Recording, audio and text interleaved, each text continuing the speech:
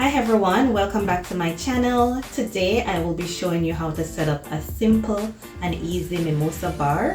Mimosa bars, they elevate any event. It could be like a birthday, a bridal shower, brunches, and even now like Valentine's Day has become a thing and that is coming up. So mimosa bars are great and simple for those events. You can customize your own drink, and also it's interactive, right? So it's great and it relieves even pressure from the host having to serve drinks, right? So I'll be doing that and showing you that today, so let's get into it. So guys, here are the items that I'll be using to set up my mimosa bar. Starting here with my sparkling wine. I have here, this one is a Prosecco. And I have this one that is, as you can see, it's alcohol free. It's a great one to use if you don't drink alcohol, or you can substitute as well with a ginger ale, because we just need the bubbly when we are doing a mimosa. So I have here my juice jars. I'll be using these for the juice, and I have 3 of them. And I have my champagne flutes that you can see here, and I have my fruits. So I went ahead and pre-washed and cut my strawberries and washed the fruits, and that's what I'll be using to set up the mimosa bar.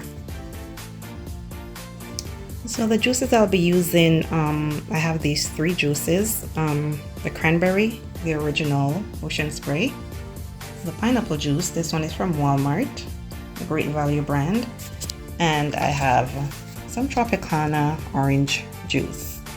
I'm not a fan of orange juice, so if you're like me, then the other juices had great variety for us to choose from, which is great.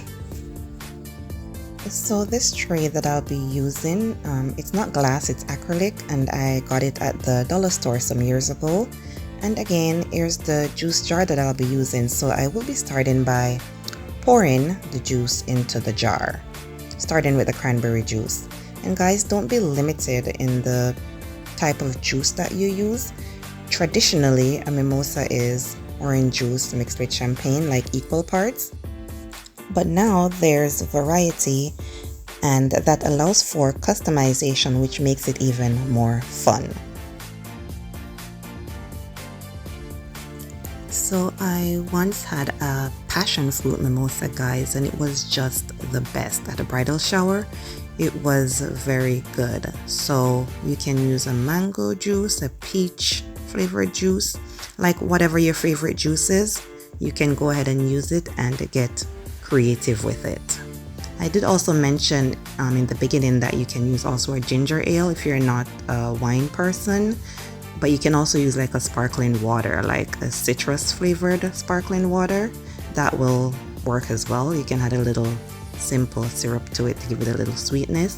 And also, if you are a person with more of a sweet tooth, you can also try using a sweeter wine, because the sparkling wines are basically dry, so that means they're not that sweet, but the juice will add sweetness, and also the fruits that are added as garnish will add extra sweetness to the cocktail. So also for like the garnish, you can use fresh herbs or mint, whatever you like, you can go ahead and use that. So guys, you can go ahead and also use a counter space, a table, or a bar cart. Just make what you have work for you. Just make sure there is enough space and room for people to move around.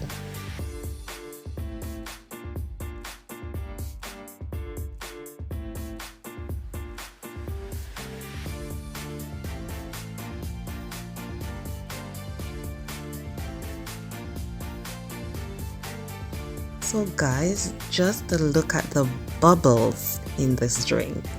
It's so much fun, and it's just great for celebrating.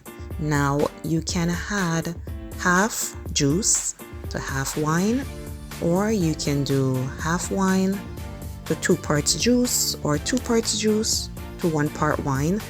But for me, really, it just depends on your taste. You can add more or less of either one depending on your taste. How beautiful are these looking, guys? The strawberries, raspberries, and the blueberries really make for a great garnish.